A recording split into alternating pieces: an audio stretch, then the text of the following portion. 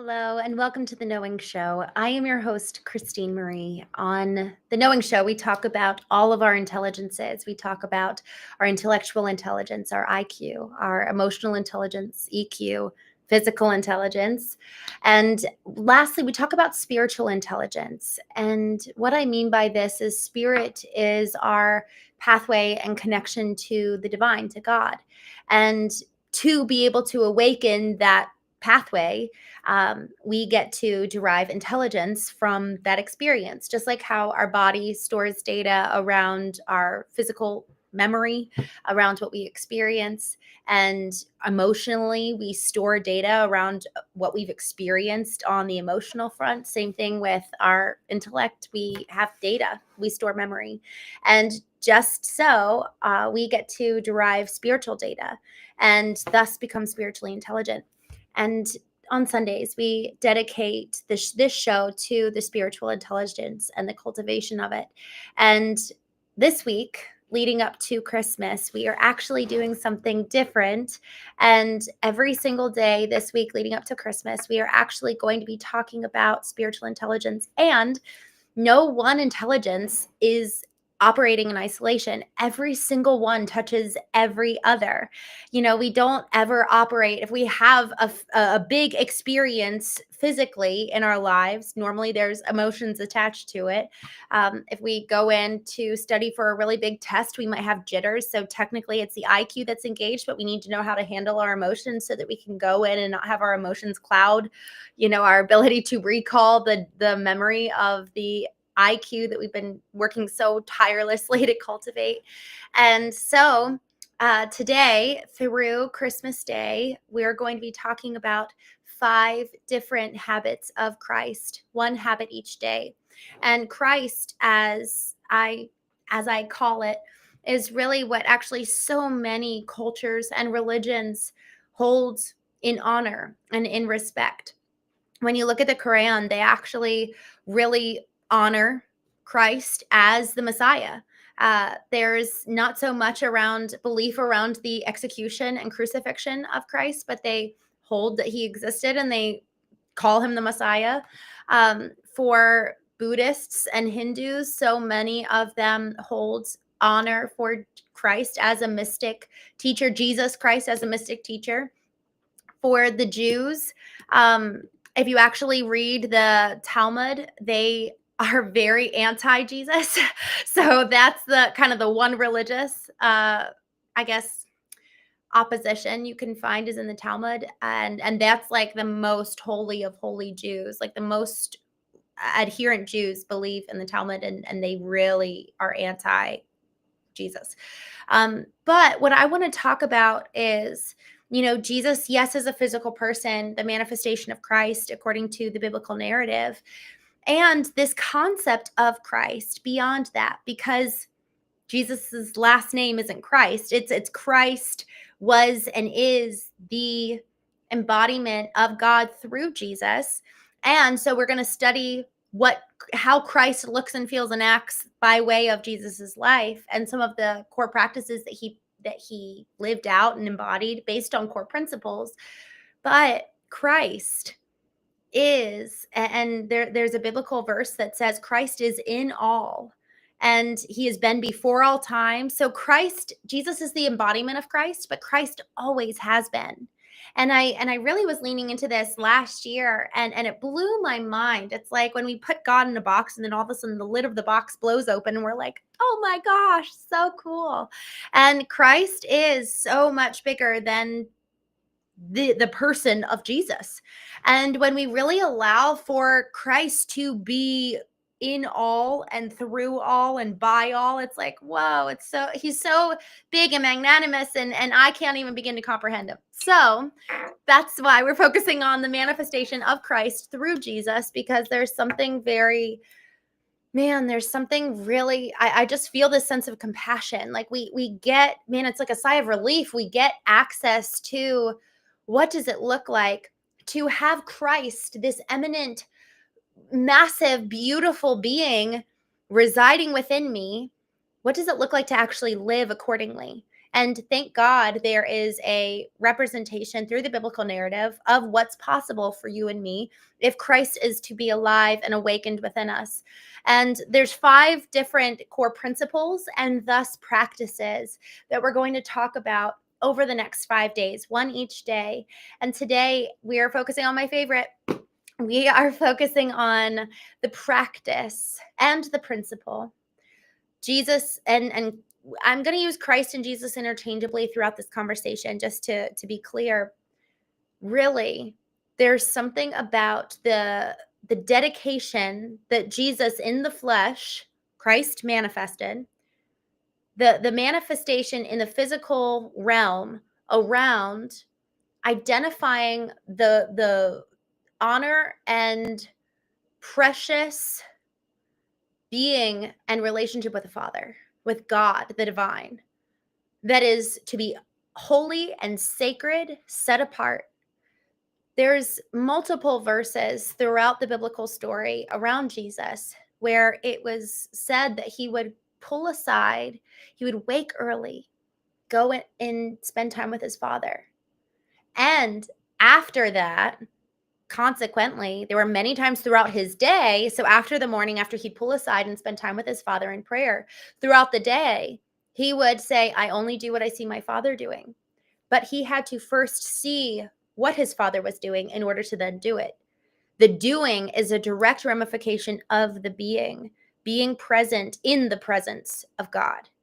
And so when it comes to the principle that we're really going to be diving into tonight, it's a principle of being, and then the practice of that as it is embodied by Jesus is the pulling aside, is the prayer, is the dedicated alone space and time to exist and commune with the divine, with the Father. And there's so much that happens in that space, so much that frankly we don't know much about in terms of the specific story of Jesus. So I'm going to pull a little bit from my experience of working with different executives that has really brought so much more depth to the practice and implementation of this principle of being, taking time to be, exist in the presence of the divine, to allow for that spiritual pathway to be activated, to receive spiritual data around what is the will of God. Let me go do and activate the will of God, but it's a flowing down and in and then through. Oh man, this is so exciting. I just remembered. So in Knowing, my book, it's going to be coming out hopefully in the spring. And frankly, it's ready almost now. But it's going to be coming out in the spring. I just had an idea. I'm not going to tell you, but I'll tell you. Maybe I'll tell you Christmas Day. This is so fun. I'm going to tell you Christmas Day. I was writing, and there was this beautiful quote from Viktor Frankl. Actually, a dear friend of mine, Henry Sims, posted just the other week around how he's reading Man's Search for Meaning, and he tagged myself and a dear friend of ours, 𝐻𝐚, and just said, these 2 friends have recommended I read this book separately. I had no idea 𝐻𝐚 recommended it to him. Y'all, read Man's Search for Meaning, especially as you're looking ahead at 2026 and you're like, what? Like this mammoth 365 days. What am I supposed to do? What am I called to? I don't know. That is such a good place to start. I'm going to read this quote. I didn't have it pulled up, so bear with me while I grab it. Man, y'all. Okay. Tilly Grosser was his wife, and Viktor Frankl was taken to a concentration camp, as was she. And they were separated, and she was murdered in the gas chambers. And throughout his time, more and more people close to him died violently. And there's many quotes and notable lessons just etched in that book, etched in the pages of his pain. It's a breathtaking book. And what I'm looking for, I just want to see if I can find it quickly. Okay. After losing his wife. Oh, so powerful. So this is it. He says, a thought transfixed me. For the first time in my life, I saw the truth as it is set into song by so many poets, proclaimed as the final wisdom by so many thinkers, the truth that love is the ultimate and highest goal to which a man can aspire. Then I grasped the meaning of the greatest secret that human poetry and human thought and belief have to impart. The salvation of human is through love and in love.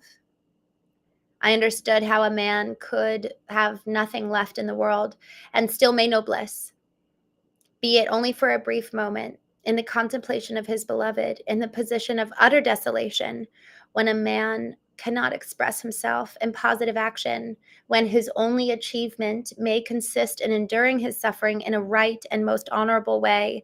In such a position, man can, through loving contemplation, if the image he carries of his beloved, achieve fulfillment.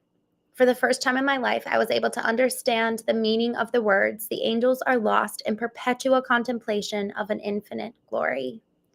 Y'all, he likens the love for his wife to the angels contemplating the glory of God. And the part that I actually thought of, this is what inspired me to read this to you. He has this awakening here in this moment.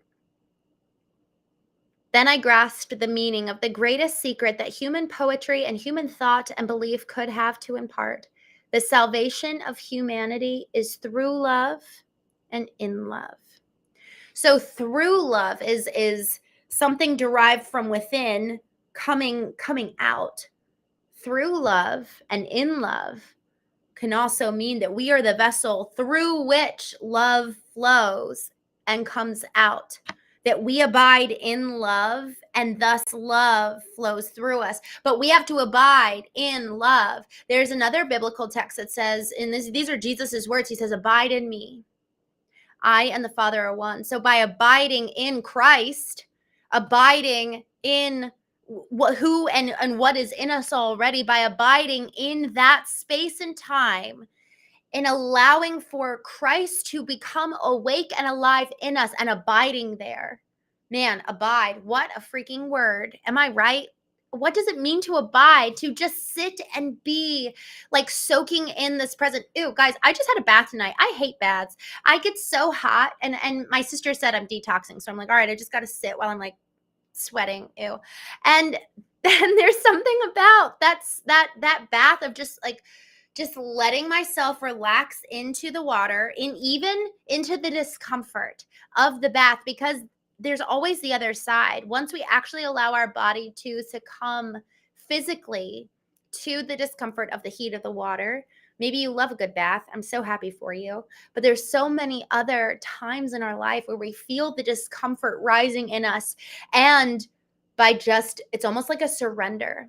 By surrendering and truly allowing ourselves to soak in and abide in the physical moment, and allowing for everything within us, our soul, our spirit, even our mind, to awaken and come alive, to truly abide in Christ within.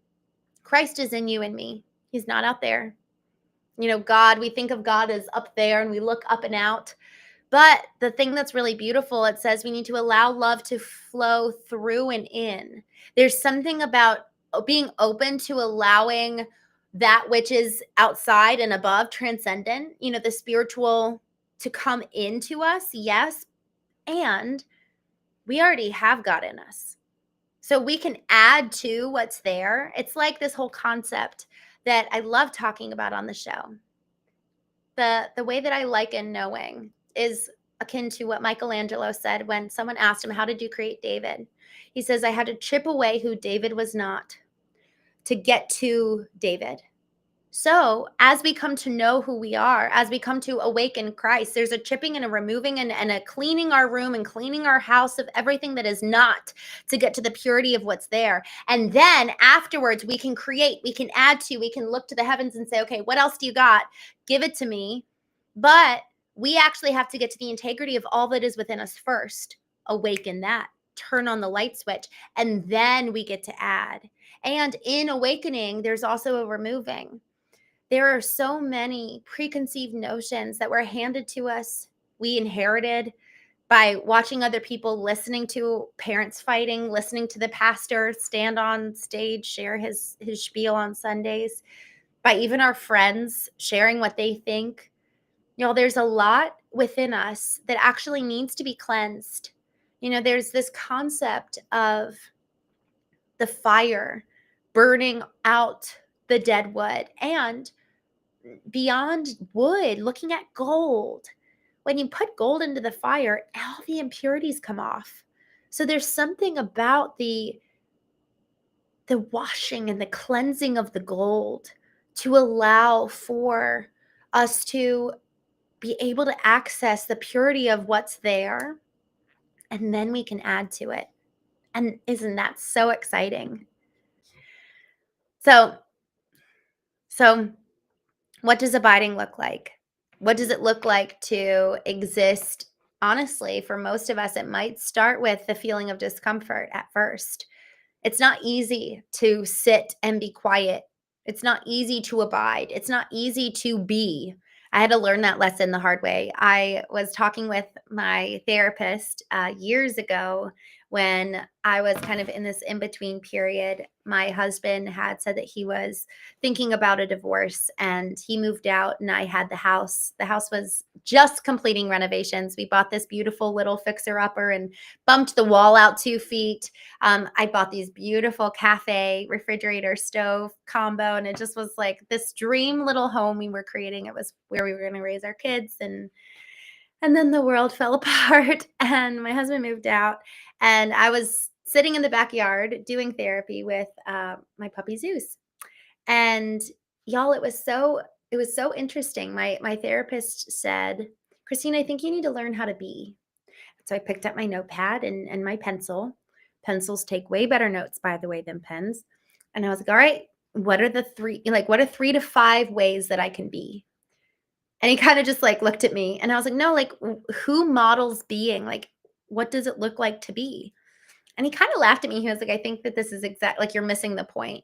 And then he never told me. And I was like, okay, well, I don't know how to be.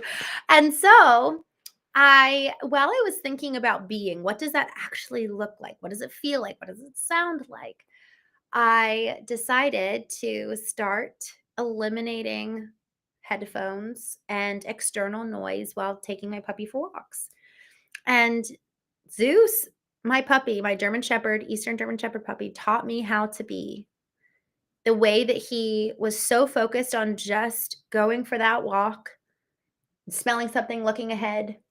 He was so present. He was not worried about anything. He was just solely present in the moment and having the best time.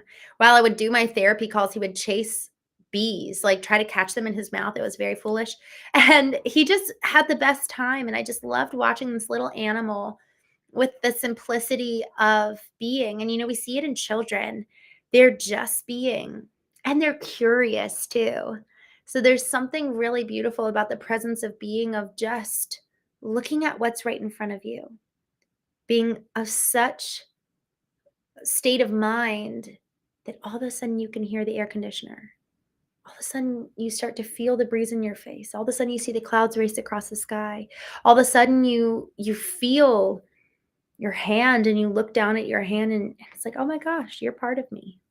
When's the last time we actually truly were present to that extent, to that point? And I really learned being by way of eliminating the noise, by way of eliminating the external inputs, taking out my headphones, pausing podcasts, pausing audiobooks, and just being in nature, being alone, being in quiet. And with each one of those, being in nature, being alone, being in quiet, each one of those, there's actually an initial discomfort that we do have to get through. And, there's the discomfort that usually rises within us around the urge to reach for our phone, the urge to do something, because, and this is where we have to ask why. Why do I feel that urge? Because y'all, if we don't actually ask why, we might miss out on some of the blocks that could forever get us to the point of really being able to be present. for so many of us, there are literal blocks keeping us and preventing us from the ability to kind of lean in and grow and take on that next step. It's like taking the next step up the mountain. So if we want to be, and we've only ever been doers, well, we have to cultivate that muscle and actually step up the mountain. And that requires a new set of muscles. It requires a new set of skills.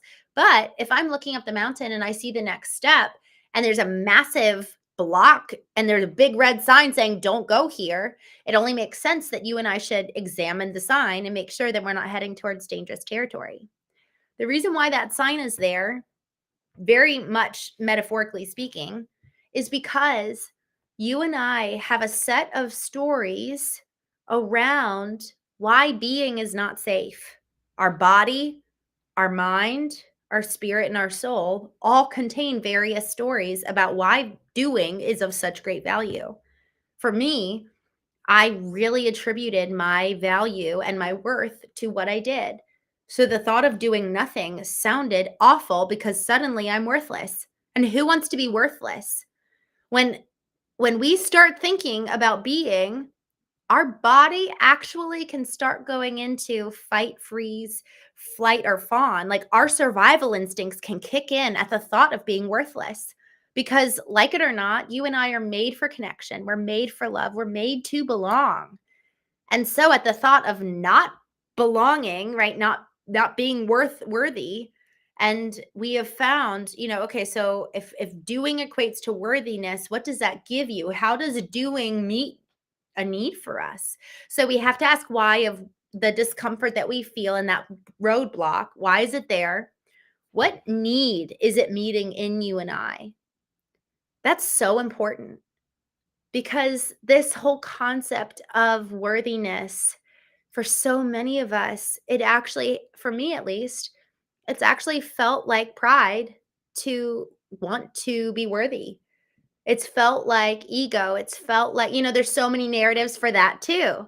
So there's all these sub roots. Like when you think about the trunk of a tree is like, okay, this is kind of what's visible.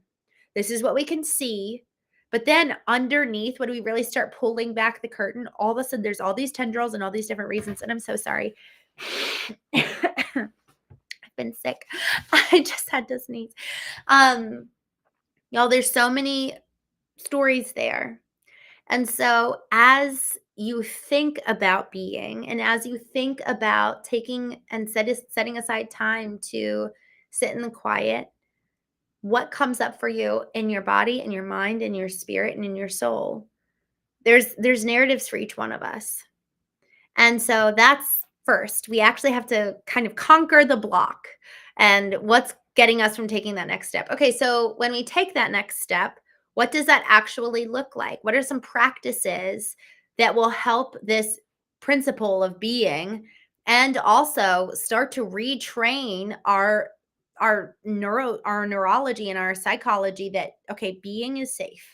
We have to rewire, like literally rewire patterns, rewire the way our brain has been functioning and firing over the last 3, 4, 5 decades.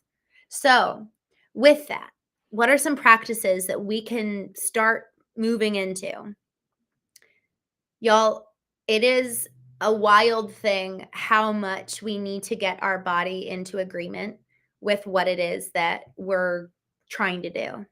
Our body keeps a score. Bessel van der Kolk is the psychologist who actually coined the term PTSD, post-traumatic stress disorder. And he wrote an entire book chock full of examples of so many people, war veterans to mothers, and everybody in between who went through a traumatic experience and their body remembers. So if we want to get to that next step, we actually need to include the training of our physical body as a part of the process to be able to sit in silence or sit in isolation or be outside in nature with no inputs. There's a training of the body. So there's 5 different steps that I go through to really be. And the first 3 are what we're going to talk about, but it follows the acronym ALIGN, ALIGN. A is awakening. awaken the body. And when it comes to awakening the body, there's something about attending to it. Like, just how are we doing? How am I feeling? And to get our body to kind of move away from that place of fight, flight, freeze, or fawn, like all of a sudden we're moving into survival mode at the thought of being. So if we were to actually bring our body into stasis and calm it down, there's a couple different ways to do that through breathing exercises. And what I'm actually going to do is I'm going to look up a couple YouTube videos and I'll link them here so that you could actually move through some of these deep breathing exercises. I actually did a version of this on the Knowing Show with someone a couple months ago, actually my brother. And we need to get our body to a place of stasis if we ever want to introduce a new concept. Y'all, we cannot biologically, neurologically, that's a great word. We cannot get to a new program if we are in an old physical one. So we actually need to get our body into a place of safety, into a place of stasis for us to then introduce something new. Our body has old programs and old patterns that so often are akin to those survival instincts. You know, our chest tightens and we're breathing quickly and we need to actually slow it all down. So I will include some breathing exercises, but align is awakening the body, getting the body to a place of peace through, I love deep breathing. I actually will do stretching and sometimes even work out as the first part of my alignment that morning and kind of just getting my body into a place where, you know, especially if I do this first thing in the morning, Jesus would pull aside first thing in the morning and go spend time with his Father. So awakening the body can even be done so in a walk. My dad would actually do this. Growing up, he and my mom would go for walks early in the morning, and that was their way of being and communing with God, but they were physically moving their bodies. And there's something about that really just helps you stay alert. So I'll do stretching, the deep breathing, like I said, that just brings you into a place of calm. There's something also about feeling what your body needs. Is there any part of you? And that's actually moving to the next one. L for listen. Listen to the emotions that come up. And that I usually will close my eyes and just focus on, is there any kind of discomfort in my stomach? Is there any discomfort in my body? And then ask why. So that's where a lot of times, once your body is awakened, then you get to listen for roadblocks. And a lot of times those roadblocks have emotions tied to them. So we awaken the physical body, and then we listen to the soul on the emotional level. And then I illuminate. Okay, once we've kind of cleaned house, we're awake, we're present, we're calm. We've tended to our emotions. Now we're going to illuminate the truth. What is true on a spiritual front? What is true about me? What is true about my life? What is true about my purpose? And that's usually where I will actually incorporate reading my eulogy. I have my eulogy written out, and reading that, man, that is true. That is who I want to be. And I speak that out, even though I might not be all those things yet, but I illuminate the truth in some form or another. I might read a scripture, A Course in Miracles. I love that book. And so that's kind of my time to read and really feed my spirit, you know, and remind myself of truth. There's this practice that I really like with A Course in Miracles. They will have a daily text that you will read. It's a little lesson. And then you literally set a timer on your phone every hour, every half hour. It will go off with that text reminding you. And I actually have a few ones here from, gosh, I actually haven't done it in a little bit. So my goal is to get back into this in the new year. So I have like 5 different ones here. All right. One, I walk with God in perfect holiness. Another is, God is but love, and therefore so am I. The power of decision is my own today. I love that one. I have a function God would have me fill. So these are all saved. Aren't these beautiful? Like, just quick little reminders. This is what's true. And then taking it with you throughout the day. I love that. And then, so A, awaken your body. L, listen to your emotions, to your soul. I, illuminate your spirit by speaking the truth. G, grow. And this is why I said I'm just going to focus on the 3, but I'll share the last 2. Grow is, I will usually at a knowing retreat, where we'll have 8 to 10 different executives come, sometimes smaller. We've done men's only and women's only groups where there's about 5 of us, and it's so intense and so wonderful. I will give vertical alignments to every single person, and they'll be group alignments or they will be personal ones. Like I'll customize the alignment for each.